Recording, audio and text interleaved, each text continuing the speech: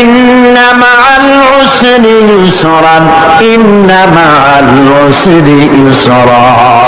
আল্লাহ পাক বলেন, জেনে রাখো, দুঃখ এবং কষ্টের সাথে রয়েছে সুযোগ আর সুবিধা, আর অসচ্ছলতার সাথে রয়েছে উদার সচ্ছলতা। যেরকম সুবহানাল্লাহ। কাজে ভয় পাওয়ার কারণ নাই, হতাশ হওয়ার কারণ নাই। মন আশায় বুক বেঁধে রাখো। গুনাহ করেছো, হতাশ হও না। যুবকদের গুনাহ করা স্বাভাবিক, যাই কিছু করেন না কেন ভয় পাওয়ার কারণ নাই, নিরাশ হওয়ার কোনো দরকার নাই। আল্লাহ পাক ডেকে বলেছেন, কুল ইয়া ইবাদিয়াল্লাযীনা সারাফু আলা আনফুসিহিম লা তাকনাতু মির রাহমাতিল্লাহ। আরে আমার আল্লাহর মতো এত ভালো আর কেউ আছে? এত দরদ আর কারো আছে? আমার আল্লাহ বলেন, ও নবী আপনি শুনায় দেন, হে আল্লাহর বান্দারা, তোমরা যারা নিজেদের উপরে বাড়াবাড়ি করেছো, নিজেদের উপরে জুলুম করেছো, অত্যাচার করেছো, আমি আল্লাহর রহমত থেকে নিরাশ হয়ে যেও না।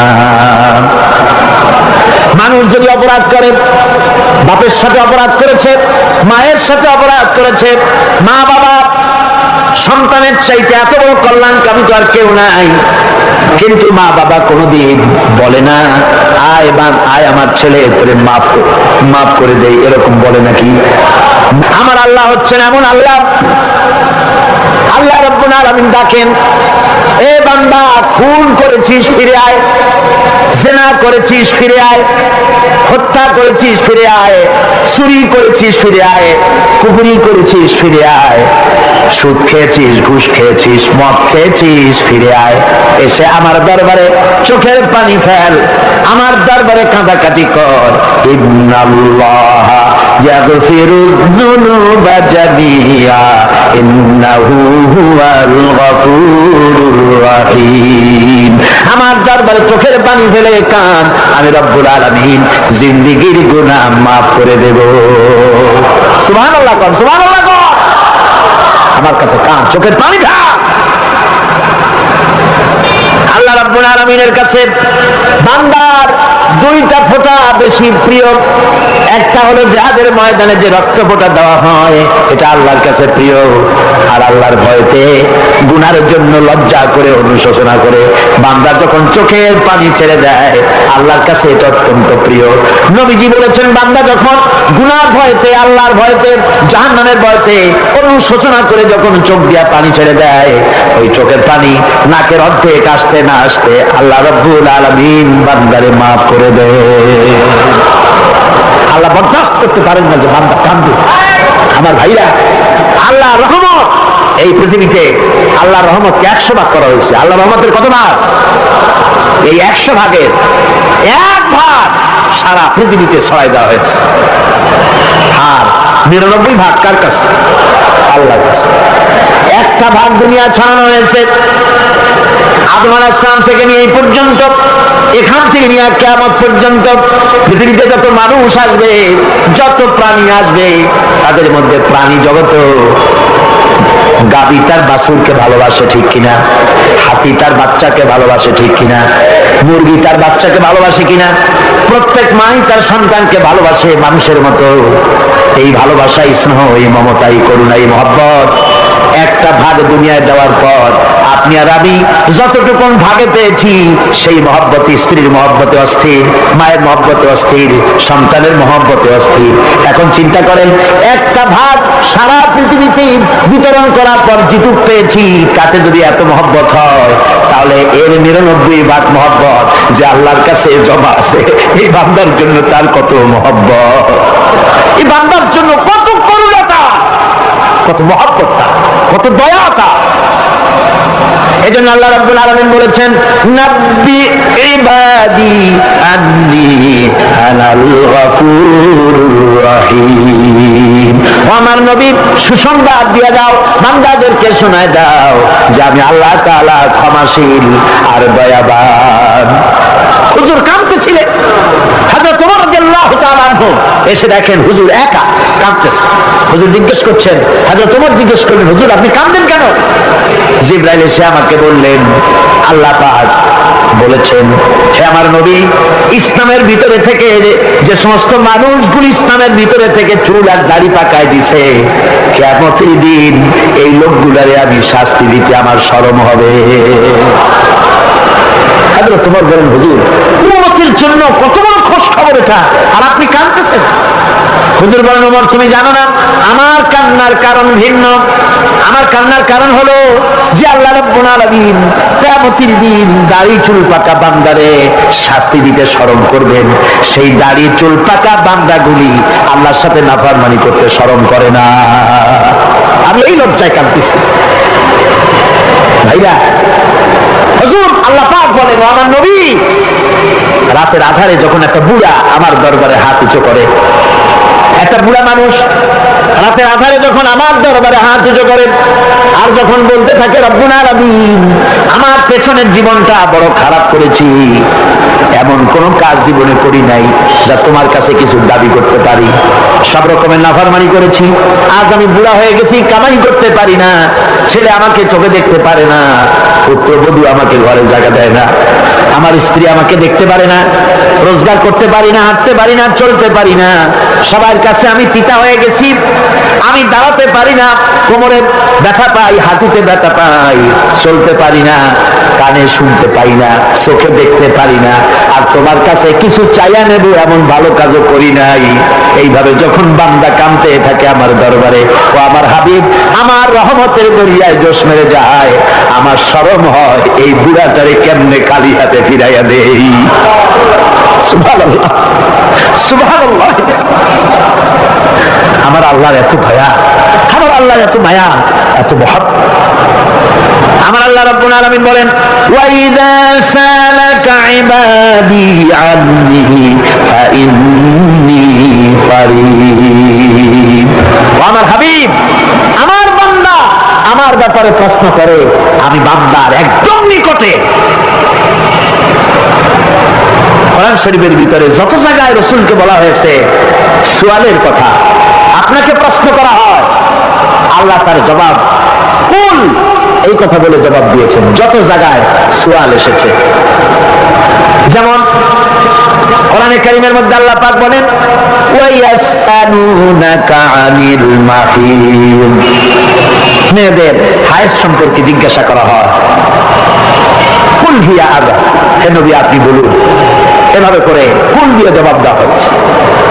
আবার প্রশ্ন করা হচ্ছে, ওয়ায়াসআলুনাকা আনিল আনফাল, এই গনিমতের মাল সম্পর্কে হুজুর আপনাকে, হে নবী আপনাকে প্রশ্ন করা হয়। আল্লাহ কুল দিয়া জবাব দিলেন। আল্লাহ বলেন আপনি বলেন, ওয়ায়াসআলুনাকা আনিল খামরি ওয়াল মাইসির, আল্লাহ পাক বলেন নবী আপনারে প্রশ্ন করা হয়, কুল ফীহিমা ইসমুন কাবীর, আল্লাহ কুল দিয়া বললেন তুমি বলো। আবার বলা হলো, ওয়ায়াসআলুনাকা আনিল আহিল্লা কুল হিয়া মাওয়াকিতু লিন্নাস, ও নবী আপনাকে প্রশ্ন করা হয় চাঁদের ক্রমবর্ধমান এবং ক্রমহ্রাস, এই যে বাড়ে আর কমে, পূর্ণিমা হয় অমাবস্যা হয়, কেন হয়? আপনি বলুন কুল। আপনি বলেন এটা আমি অক্ত এবং সময়, বছর আর দিন গণনা করার জন্য পৃথিবীবাসীদের জন্য বিনা পয়সায় একটা ক্যালেন্ডার বানায় আকাশে ঝুলাই রেখেছি। এভাবে যত জায়গায় এসেছে আপনাকে প্রশ্ন করা হয়, তত জায়গায় আল্লাহ জবাব দিয়েছেন কুল আপনি বলেন। গোটা কোরআন শরীফের ভিতরে এই একটি মাত্র জায়গা যেখানে বলা হয়েছে আপনাকে প্রশ্ন করা হয়, আল্লাহ এখানে বলতে পারতেন কুল আপনি বলেন, আল্লাহ তোমাদের নিকটবর্তী, এভাবে জবাব হয় না। এটা কায়দাটা হলো এই, আল্লাহ বলতেছেন, ওয়াইজা সালাকা ইবাদি, ও আমার নবী প্রশ্ন তো আমার বান্দারা আমার ব্যাপারে করেছে, এবার আপনার জবাবের কোনো দরকার নাই, প্রশ্ন আমার ব্যাপারে আমি নিজে জবাব দিয়ে দেই, ফাইন্নী কারীব। ও বান্দা আমার ব্যাপারে প্রশ্ন করেছিস, জবাব আমি দেই, আমি তোর সবচাইতে বেশি নিকটে। সুবহানাল্লাহ, কত নিকটে? ওয়া নাহনু আকরাবু ইলাইহি মিন হাবলিল ওয়ারিদ, তোর যে রব এই সাহারাদের চাইতেও আমি তোর বেশি কাছে। সুবহানাল্লাহ, আমারে ডাক, আমারে ডাক। দিল থেকে যে কথা বেরোয় তা প্রভাব বিস্তার করে, ডানা নাই কিন্তু ওড়ার ক্ষমতা রাখে। মনের কথাই ভিন্ন, মন থেকে, দিল থেকে, কলিজা থেকে, অন্তরের গভীর কন্দর থেকে মুহাব্বতের সাথে কেউ যদি একবার বলে আল্লাহ, বলেন আল্লাহ আল্লাহ আল্লাহ, আল্লাহ রাব্বুল আলামিন বলেন অন্তরের অন্তঃস্থল থেকে একটি বার যদি বান্দা বলেন আল্লাহ, আল্লাহ বলেন 70 বার সাড়া দিয়া জিজ্ঞেস করি বান্দা কি চাও, আমি তোমার কাছে আসি। সুবহানাল্লাহ, আমি তোর একদম কাছে, কি চাস বল, বল। এমন দয়াবান, এমন মেহেরবান, এমন আল্লাহ আমাদের। সে আল্লাহ রাব্বুল আলামিন তিনি বলছেন وقال ربكم ادعوني استجب لكم, তোমাদের রব বলেছেন আমারে ডাকো, আমি আল্লাহ ডাকের সাড়া দিয়া দেব। সুবহানাল্লাহ, কারে ডাকতে হবে, কারে ডাকতে হবে? এই বিশাল জনসমুদ্রে একদিকে চিল্লা এখন কারে ডাকতে হবে? কোন পীর সাহেবকে নয়, আল্লাহর কসম কোন খাজা বাবাকে নয়, ডাকতে হবে কারে? চিল্লা এখন কারে? وقال ربكم ادعوني, তোমার রব তোমাকে বলতেছে আমারে ডাকো, আস্তাজিব লাকুম, আমারে ডাকবে আমি সাড়া দিয়ে দেব। সুবহানাল্লাহ, আল্লাহকে ডাকেন। কি চাই আপনার বলেন, কি চাই? আল্লাহর কাছে চান, আল্লাহ দিয়ে দিবেন। দেওয়ার জায়গা আল্লাহর কাছে চাইবেন, আল্লাহ দিবেন। দেওয়ার জায়গা, চাওয়ার জায়গা হলো সেজদায় পড়ে যাবেন। আমার ভাইয়েরা জায়গাটা চিনাই দিলাম। মাজারে যাওয়া লাগবে না, কবরে যাওয়া লাগবে না, 2 রাকাত নামাজ পড়ে সেজদায় পড়ে গিয়া যত বিপদ আছে মুসিবত আছে সেজদার মধ্যে চোখের পানি ছেড়ে দেন আর কেন্দে কেন্দে জীবনের কথা বলেন। আল্লাহ রাব্বুল আলামিন আপনার আওয়াজ শুনবেন আর দোয়া কবুল করে নেবেন। কাঁদতে হবে আল্লাহর কাছে। কার কাছে? আল্লাহর কাছে। সুম্মা ইস্তাগফিরুল্লাহ, আর এরপরে সে যদি আমি আল্লাহর কাছে ক্ষমা চাই, ইয়াজিদিল্লাহ গাফুরার রহিমা, সে আমি আল্লাহকে গফুর এবং রহিম হিসাবে পাবে। সুবহানাল্লাহ, আল্লাহকে গফুর এবং রহিম হিসাবে পাওয়া যাবে। সব আল্লাহকে বলতে হবে, গুনাহ মাফ চাইতে হবে। এই জন্য হুজুর সাল্লাল্লাহু আলাইহি ওয়াসাল্লাম দৈনিক 100 বার তওবা করতেন। কোন হাদিসে আছে 70 বার, কোন হাদিসে আছে 100 বার তওবা করতেন।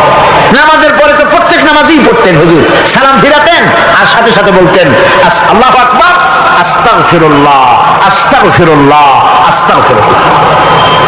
মনে থাকবে আপনাদের? মনে থাকবে? সালাম ফিরাইয়া কি বলবেন? না, সালাম ফিরাবার সাথে সাথে বলবেন আল্লাহু আকবার, তারপরে পড়বেন আস্তাগফিরুল্লাহ আস্তাগফিরুল্লাহ আস্তাগফিরুল্লাহ। তওবা করবেন, আল্লাহর কাছে সবসময় গুনাহ মাফ চাইতে থাকবেন, বিনীত থাকবেন। আল্লাহকে পাওয়া যাবে, তাকে রহিম হিসেবে পাওয়া যাবে। সুতরাং ঈমান বিল্লাহ, আল্লাহর প্রতি ঈমান আনলে পরে 4th নম্বরের যে উপকারটা হবে সেটা হলো হতাশায় ভুগবে না, নিরাশায় ভুগবে না, আশায় বুক বেঁধে উঠবে, ঈমান মজবুত হবে, আল্লাহর কাছে মানুষ বিনয়ী হয়ে যাবে। এবার 5ম নম্বরের উপকার আমি বলছিলাম, ঈমান বিল্লাহ, আল্লাহর প্রতি ঈমান আনলে পরে অসংখ্য উপকার হয়, অসংখ্য বৈশিষ্ট্য আছে। এর 6টা উপকারের কথা আমি বলবো। কয়টা? অসংখ্য উপকারের ভিতরে প্রধান 6টি উপকারের কথা বলবো। এর বললাম কয়টা? 4টে বলছি। এবার বলো 5ম উপকারের কথা। আল্লাহর প্রতি আপনি পূর্ব পশ্চিমে কতবার মুখ ঘোরালেন, এটাই কিন্তু আপনার আসল সৎ কাজ নয়। আসল সৎ কাজ হলো আল্লাহর প্রতি ঈমান আনা। এই ঈমানের ব্যাপারে 3টা দিন আমরা পার করে দিলাম, এখনো কথা শেষ হয় নাই। আল্লাহর প্রতি ঈমান আনলে পরে যে উপকারটা হবে 5ম নম্বরে, সেটা হলো কঠোর এবং কঠিন বিপদের ভিতরে বান্দার ভিতরে অবিচলতা এবং ধৈর্যের সৃষ্টি হয়ে যাবে। আলহামদুলিল্লাহ, কঠিন বিপদ মুসিবত আসলে পরে সে অবিচল থাকবে। সারা দুনিয়ার বিপদ আপদ, শত্রুতা, দুঃখ, কষ্ট, মুসিবত, জুলুম, নির্যাতন সবকিছু পাহাড়ের মতো উঁচু হয়ে তাকে ঘিরে ফেলবে, কিন্তু তাকে এক চুলও নাড়াতে পারবে না। আলহামদুলিল্লাহ, সারা পৃথিবী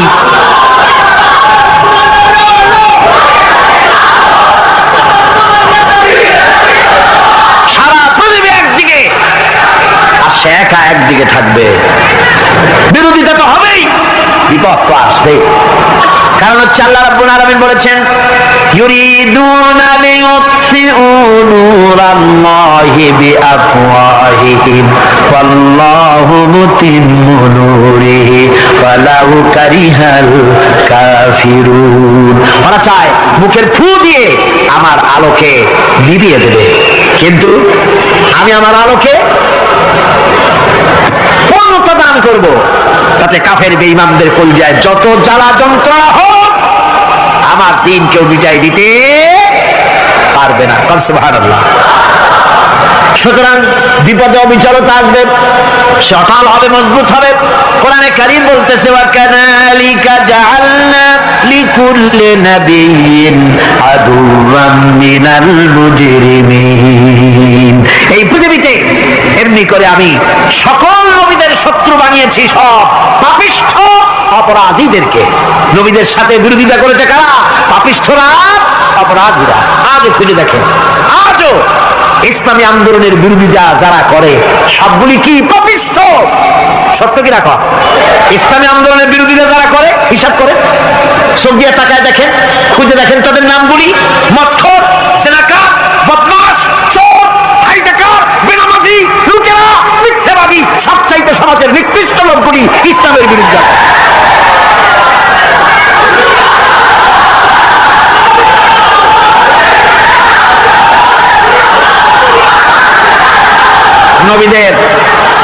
নবীদের শত্রু আল্লাহ বলেন সব যুগে নবীদের সাথে শত্রুতা করেছে পাপিষ্ঠরা।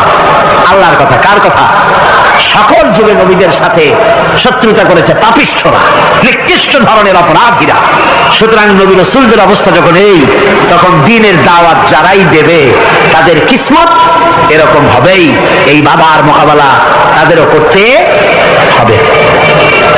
এই যে বাধাটা আসে, এই যে মারে, অপরাধ কি? এই যে তারা চোর বা ডাকাত যাদের মারা হয়, আল্লাহ রাব্বুল আলামিন বলেন অপরাধ হলো ওয়ামা নাকামু মিনহুম ইল্লা আইয়ুমিনু বিল্লাহিল আজিজিল হামিদ।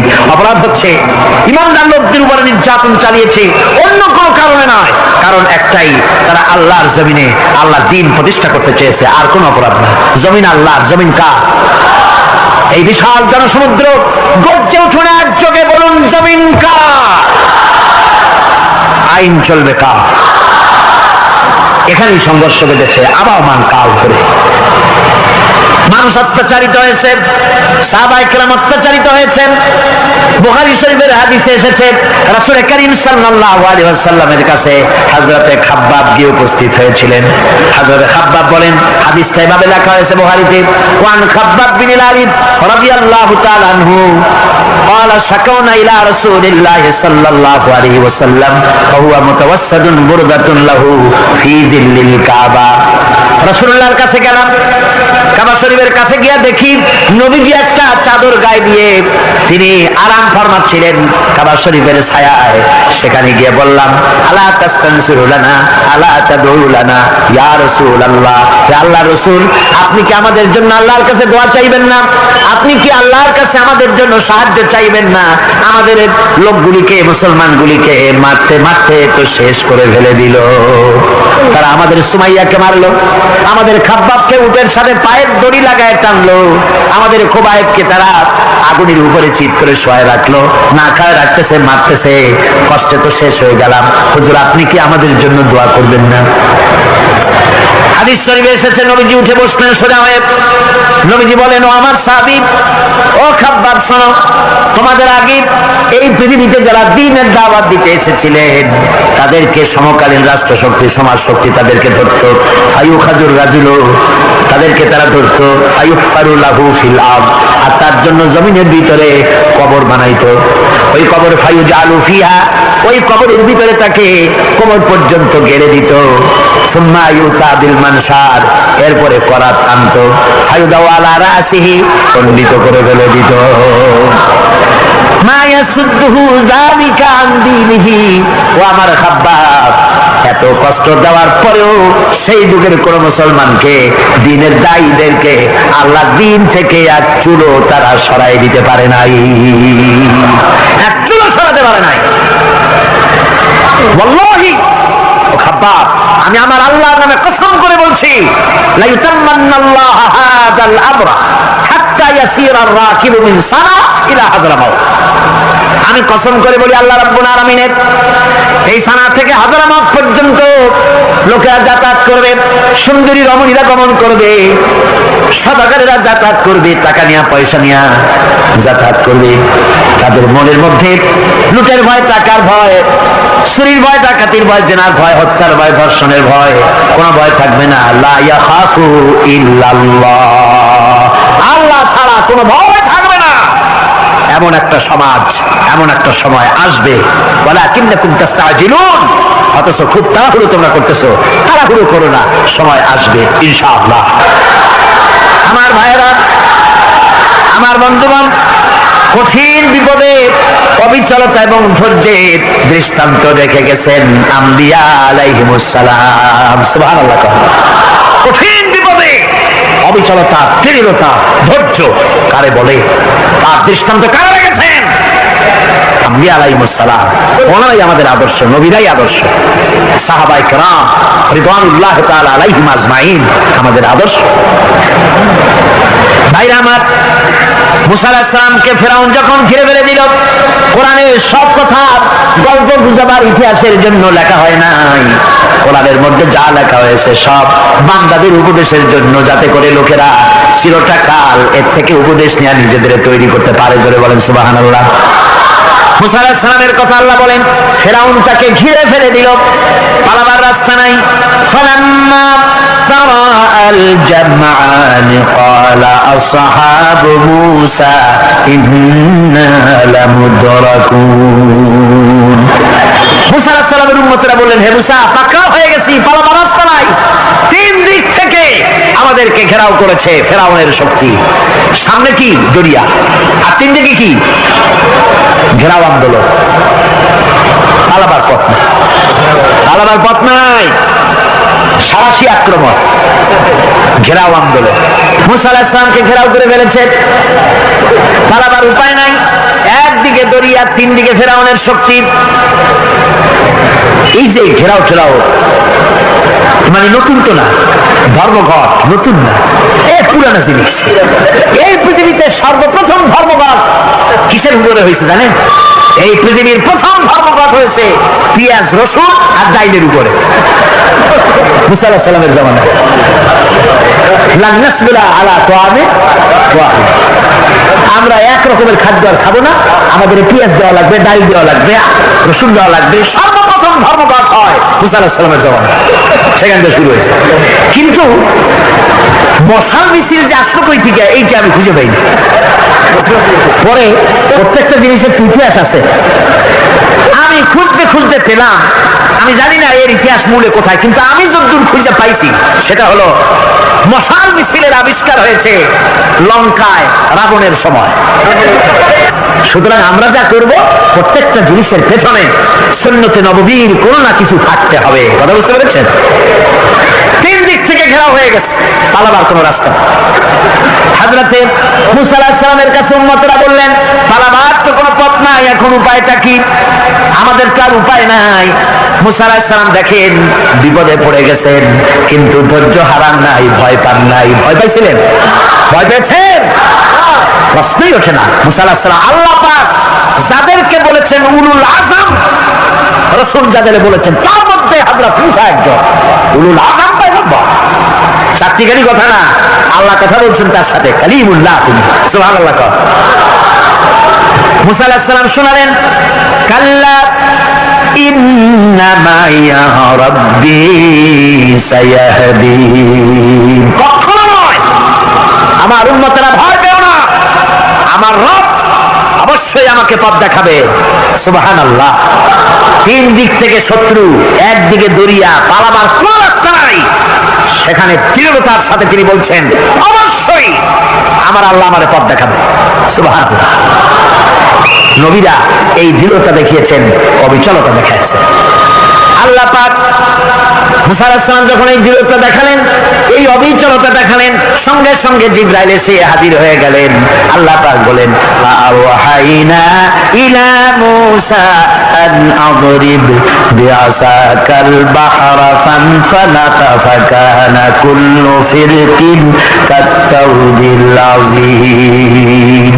মুসা আলাইহিস সালামকে আমি ওহী নাযিল করলাম, তাকে বললাম হাতে যে লাঠি আছে এই লাঠি দিয়ে আঘাত করো দরিয়ার উপরে।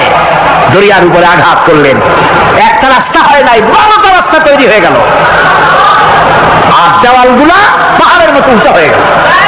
দরিয়ার ভিতরে পাহাড়ের মতো উঁচা মজবুত 12টা রাস্তা। এবার মুসা আলাইহিস সালাম তার দলবল নিয়ে চললেন। আল্লাহ রাব্বুল আলামিন বলেন, ওয়া আনজাইনা মূসা ওয়া মান মাআহু আজমাইন। মুসা এবং তার সাথী সঙ্গীদেরকে আমি পার করে দিলাম। মুসা আলাইহিস সালাম এবং তার সাথী সঙ্গী নিয়ে যখন দরিয়ার মাঝখানে আসছে, ফেরাউন তার দলবল নিয়ে এসে গেছে। আসে দেখে নদীর মধ্যে রাস্তা। বাবা, খুব তো কায়দা। ও মনে করছে ওর বাজানের তৈরি করা ডিস্ট্রিক্ট বোর্ডের রাস্তা। ওর লোকজন নিয়ে নেমে গেছে দরিয়ার ভিতরে। ও আসছে মাঝখানে, মুসা আলাইহিস সালাম চলে গেছেন ওপার, দরিয়া পার।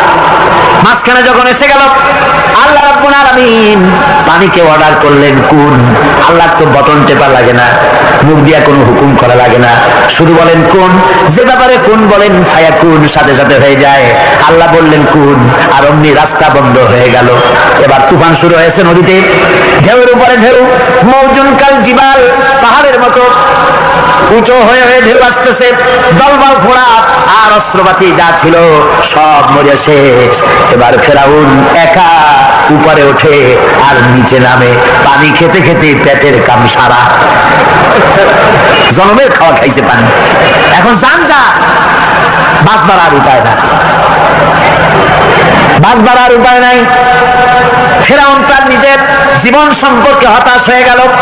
এবার ফেরাউন বলতেছে, আমানতু আন্নাহু লা ইলাহা ইল্লাল্লাযী আমানাত বিহি বানু ইসরাঈল। আমি ঈমান আনলাম, আমি ঈমান আনলাম আল্লাহ ছাড়া কোনো ইলাহ নাই। ওই আল্লাহর উপর ঈমান আনলাম যে আল্লাহর উপর ঈমান এনেছে বনি ইসরাঈলেরা। আল্লাহ যাতে ঠিক পায় যে কোন আল্লাহর উপর ঈমান আনছে। বনি ইসরাঈলের আল্লাহর উপর ঈমান আনলাম। আল্লাহ, এই তো মুসলমান হয়ে গেছি, এরপরও আমার সুবাও কেন? আল্লাহ রাব্বুল আলামিন জবাবে বলেন, আল আন, এখন ওয়াকাদ আসাইতা ক্বাবলু ওয়া কুনতা মিনাল মুফসিদিন। এখনই মনে আমার কথা বলছো, তোমাকে আজকে ছেড়ে দেব না, আমি তোমাকে মারব। আর সমস্ত প্রাণীগুলিকে, স্থলচর প্রাণীগুলিকে আল্লাহ পাক অর্ডার দিয়া দিলেন, এই ফেরাউনের লাশকে ডুবাবি না, পচাবি না, খাবি না। আল ইয়াউমা নুনাজ্জিকা বিবাদানিক, আমি তোমার শরীরে বাঁচাই দেব। পোকে খাবে না, পানিতে পচবে না, মাছে খাবে না, কুমিরে খাবে না, দুনিয়ার কোনো পশুতে খাবে না। আমি তোরে শুটকি বানাইয়া রাখবো, যাতে করে দুনিয়ার সমস্ত ফেরাউন যত যুগে যুগে আসে তোরে দেখে যেন হেদায়েত নিতে পারে। ফেরাউনকে আল্লাহ শুটকি বানায় রাখছে। আমি ফেরাউনদের লাশ দেখেছি ব্রিটিশ মিউজিয়ামে। ফেরাউন তো একটা না, অনেকগুলা। এই বিশাল ভূভাগকে শোষণ করে ইংল্যান্ডের দ্বীপটাকে তারা সাজাইছে। তারা ময়ূর সিংহাসনের, শাহজাহানের ময়ূর সিংহাসনের ময়ূরের বাম চোখে কোহিনূর মণি লাগাইছিলেন। শাহজাহান ময়ূরের ডান চোখে কোহিনূর মণি লাগায় নাই। কোহিনূর মণির অনেক দাম, আমি দেখে এসেছি মণি। এখন সেটা কুইন এলিজাবেথের মুকুটের শোভা পাচ্ছে। সেই মণি এমনি বলে প্রবাদে 7 রাজার ধন 1 মাণিক্য, বলেন এরকম অনেক দাম। শাহজাহান দেখালেন, আমি মুসলমান, আমার কাছে এটার দাম নাই, এই জন্য ময়ূরের ডান চোখে লাগালাম না, বাম চোখে লাগাই দিলাম। এইটারে চুরি করছে। তারপরে মিশর থেকে, মিশরের মমি চুরি করেছে, জুতা চুরি করছে, ছাতি চুরি করছে, পিসা চুরি করেছে। বলতেছিলাম যে পৃথিবীতে আল্লাহ রাব্বুল আলামিন নবীরা তাদের চরিত্র দিয়ে বিপদের মোকাবেলা করে, দুনিয়ার সামনে কঠিন বিপদের মোকাবেলা করে অবিচলতা, দৃঢ়তা দেখায় গেছেন যে কেমন করে এই পৃথিবীতে বিপদের সামনে মোকাবেলা করতে হয়। ধৈর্য ধরতে হবে, বিপদ আসবে পাহাড় সমান হয়ে, আপনাকে ধৈর্য ধারণ করতে হবে সেভাবে বুক বেঁধে। যেহেতু এটা যদি বিশ্বাস হয় যে আমার কিসমতে যা আছে তার থেকে বেশি কিছু হবে না, তাহলেই আপনার ধৈর্য আসবে, ভয় পাবেন না। কথা ঠিক কিনা? কথা